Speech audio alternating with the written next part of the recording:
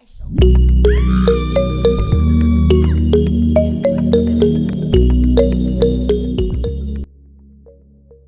What up, everybody? Welcome back to my channel, beautiful people.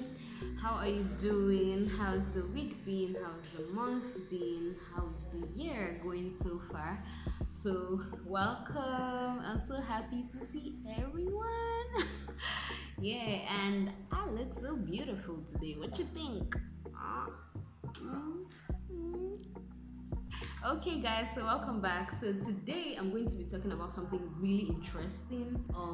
I want to talk to you about hemorrhoids, and this is because I have had hemorrhoids before, and I suffered a lot of pain, unbearable pain for that matter, and I was able to get a very simple home remedy that I used to treat my hemorrhoids, and today I am a free being, so no more pain.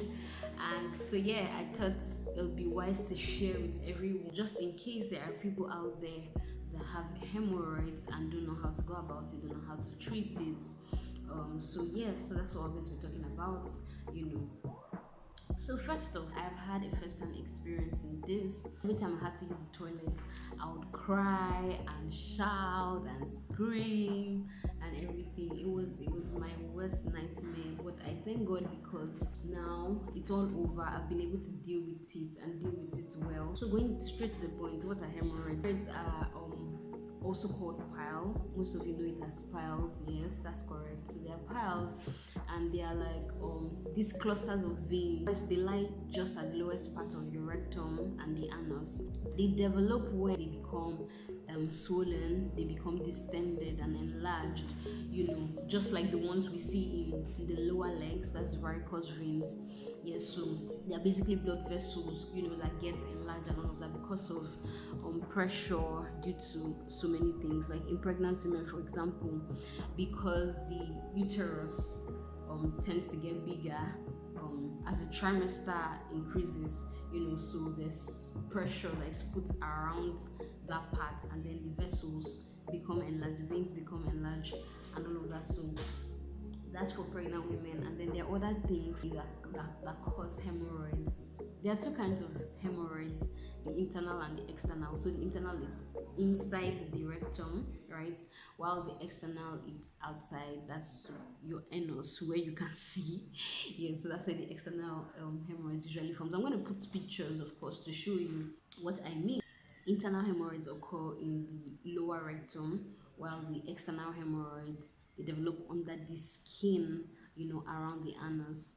Yeah, so in my case, I had the external hemorrhoid, and it even led to a skin tag. So up until now, I still have the skin tag in my. Yes. Uh, and external hemorrhoids are the most uncomfortable. Trust me, it's so painful. It's so painful because the skin there becomes like irritated, and eroded and all of that. And just imagine having to strain and all of that. So it's very, very, very painful, so it's like a lump. Another thing you need to know about external hemorrhoids is that if a blood clot, for example, if it forms inside the external hemorrhoid, the pain would be so unbearable and so severe, and the clot of blood dissolves, right? The clot of blood dissolves, and then it leaves excess skin, which is called a skin tag. Internal hemorrhoids, on the other hand, they're painless. Sometimes they're painless. They're typically painless. Internal hemorrhoids are typically painless, you know. Although they produce bleeding sometimes, so sometimes you may see like bright red blood on your toilet seat or your tissue. The most common cause is constipation. Constipation is a killer. Constipation, why? Because like, so when you're constipated, right, you strain during bowel movement, because hemorrhoids are associated with constipation. And like I said, constipation is just in layman term, straining during bowel movements. So when you strain while you're going to excrete, while you're excreting, and also prolonged sitting on the toilet can also, be associated with that. Or some of us have that ideology that our stomach is like a grinding machine, or better still, our stomach is like a blender, like one blender that, irrespective of what you eat, it goes in there, and then the stomach is just grinding and grinding. Yeah, you chop beans, hard beans for that matter, the stomach will be grinding. You eat rice, very hard rice, the stomach will be grinding and blending things. The stomach is not like the blending machine you see out there, where they blend beans and blend grains and blend all sorts of things. That's not how it is. The stomach only churns food. When you say digestion occurs, I want you to see it as the stomach basically clapping.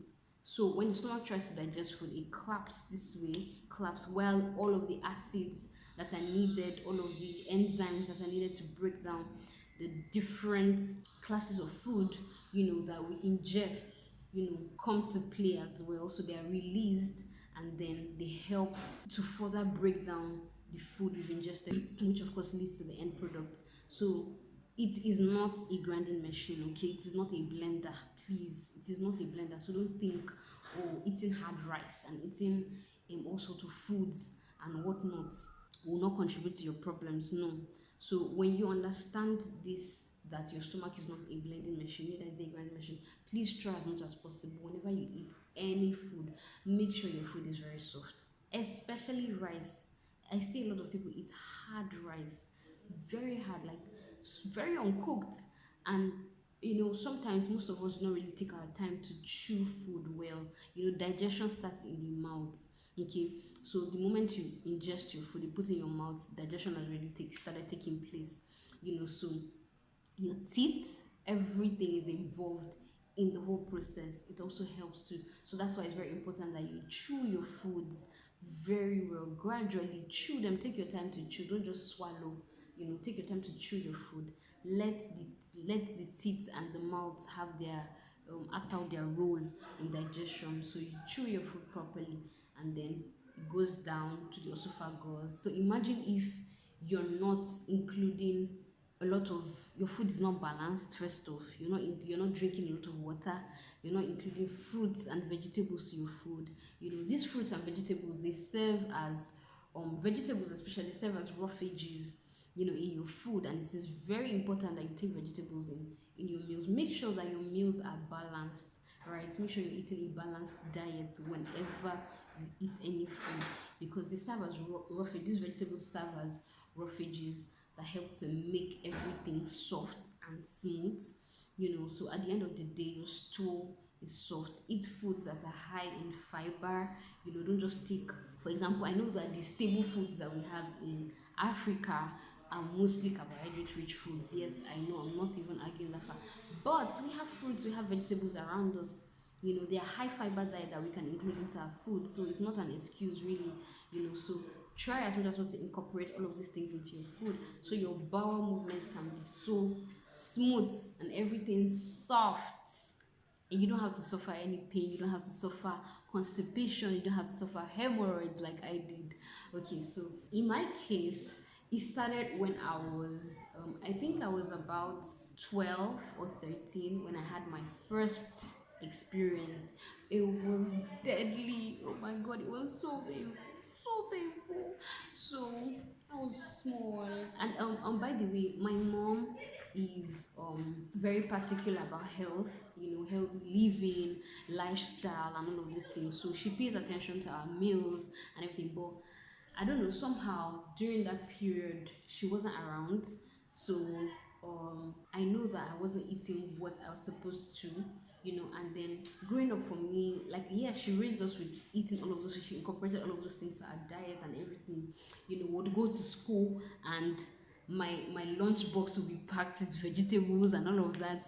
So yeah, she did a marvelous and beautiful job, and she's still doing that up until today. So we're all used to it. But then when I was small, she wasn't around at the time. And I remember, I don't know, I think it was rice I ate or something. I know that at that point I wasn't really getting enough vegetable as I usually would get in my food. And so I was constipated, and then I didn't used to drink a lot of water. I will not even lie to you. I wasn't a lover of water, so sometimes I'll take meals throughout the day without water. In a day, I could go a day with only one if I'm going to estimate now, so sachets of water, just one sachet of water in a day. It was that bad. I wasn't used to drinking. I didn't like drinking water, but I used to drink other type of drink. Yes, so I didn't like taking water at all. So that contributed as well to everything I was experiencing. So I went for days, and I could not use the toilet. For days I could not excrete, and this was the genesis of my problem. Hey, now the urge to excrete came finally, and I was in so much trouble. I didn't know what to do. It was so painful. Beautiful people, it was painful.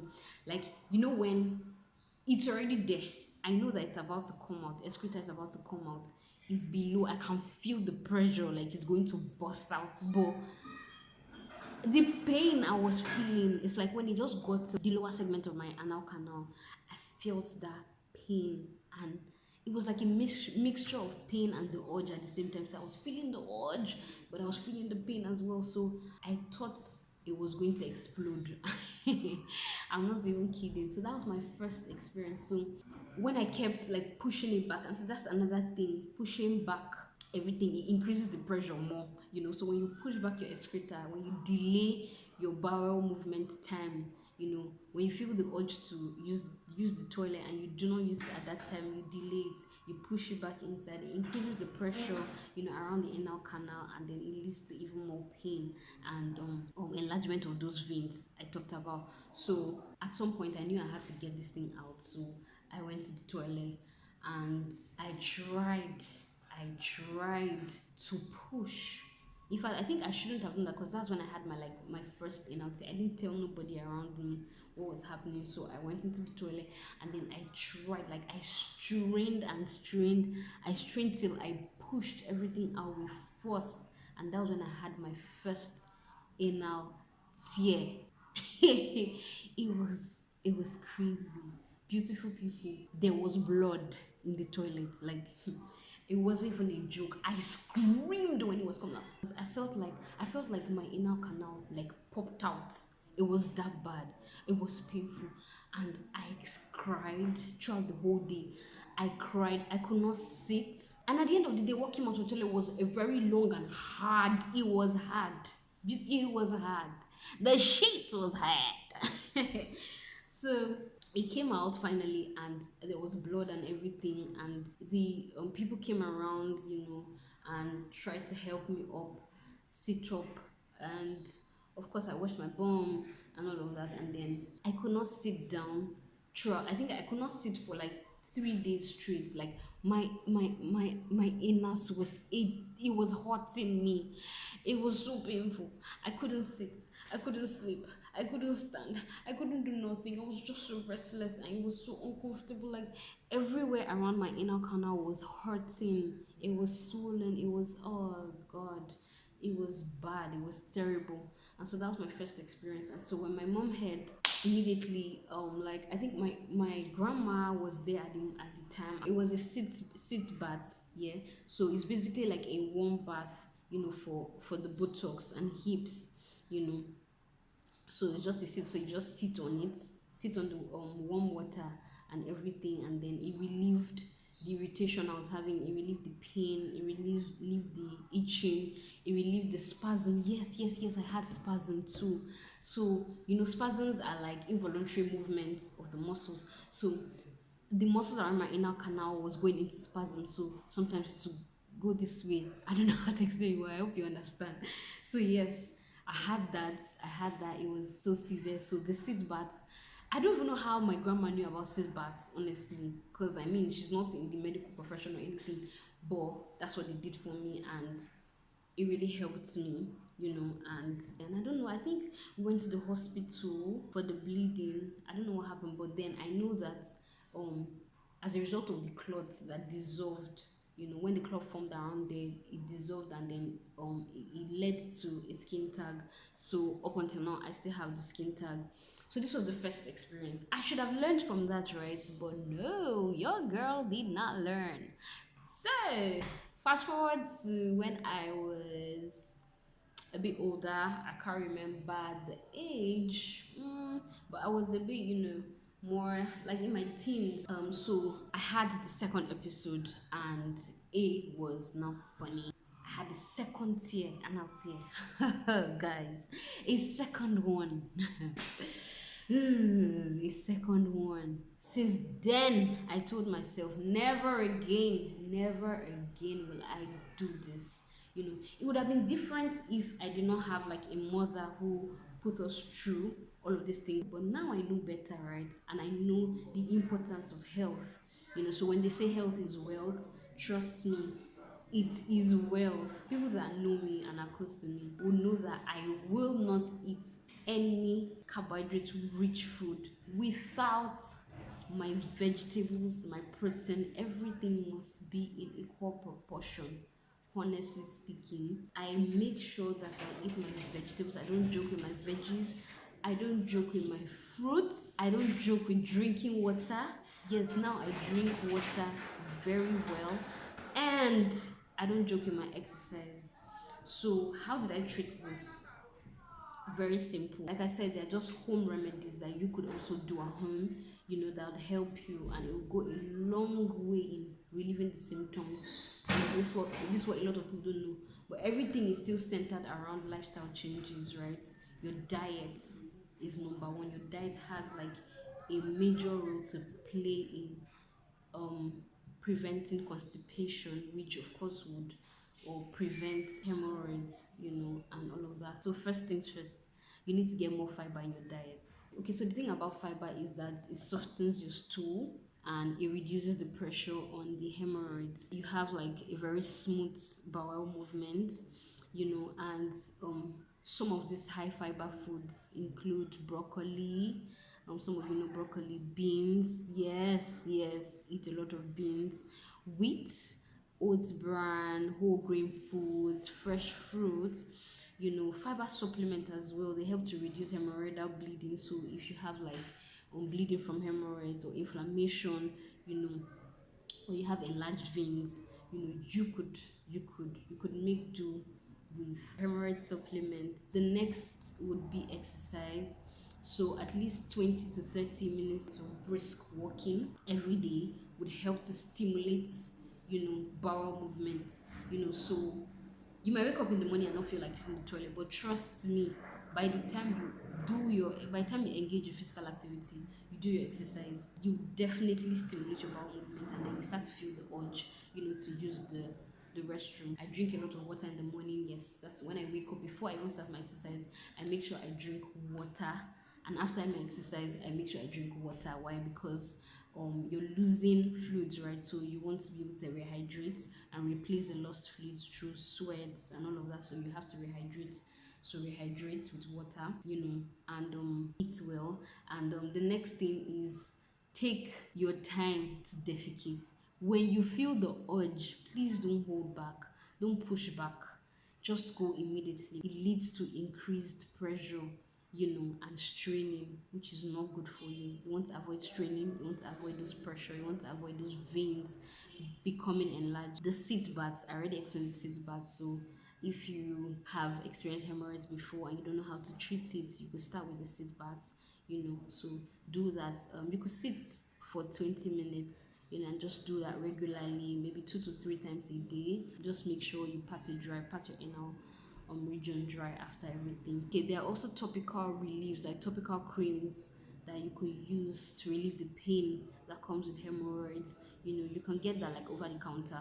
Topical, they're like local anesthetics, right? So they just soothe the pain for a period of time, so you could just get that. If you have any cloth whatsoever, please make sure to visit the hospital, visit your doctor. A doctor would be sure to help you. And then for pharmacological intervention, so all of these things I said are non-pharmacological interventions. For the pharmacological interventions, there are different procedures for hemorrhoid treatment. There's something they call the band ligation. So when you go to the hospital, your doctors will explain that they use a band, to clip and shrink the hemorrhoids before they take it out. There are surgeries as well that you can undergo, like the hemorrhoidectomy surgery, yes, to remove internal hemorrhoids. And yes, so you could do that as well, but then it depends on the severity and depends on your case. So now I'm a free bird. I no longer strain while using the bathroom. My stool is so soft. I go to the bathroom with ease. I don't have to shout and scream and cry for days. And then, of course, my last tip to everybody would be something that is very important. Beautiful people. I learned this like a year back or so. Very helpful.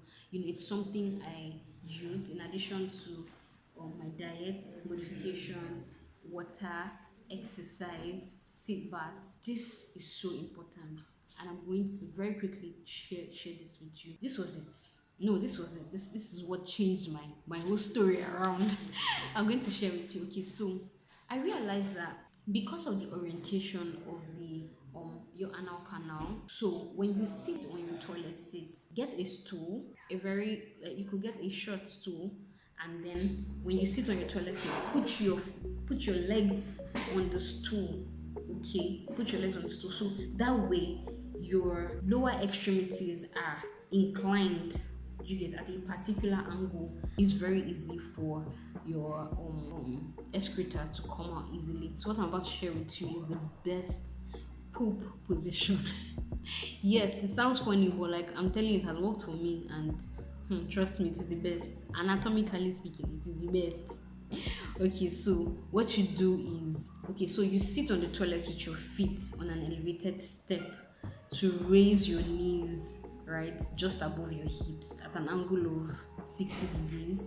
So that way it's very easy for the poop to come out easily, and it helps your anorectal muscles to be in a very neutral position. This helps to reduce the straining it takes to get your poop out. I'm going to share images on what I mean, so it's very clear to everybody. So that's basically it. Okay, it works. Trust me, it works. And even up until now that I don't experience constipation or anything, I still use that poop position whenever I want to use the bathroom. That's it for today. So don't forget the tips I mentioned. The thing about healthy diets, it's not just because you want to prevent constipation or you want to ease constipation. No, it goes beyond that. Look at my skin, for example. I am glowing. You know what I'm saying? I am glowing. So like, it keeps your skin healthy.